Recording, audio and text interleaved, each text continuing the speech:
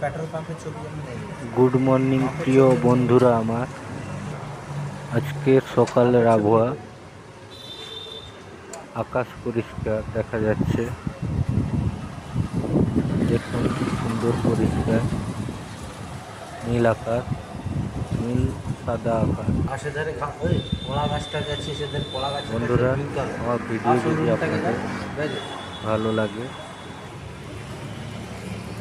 তাহলে কমেন্ট সেকশনে জানাবেন।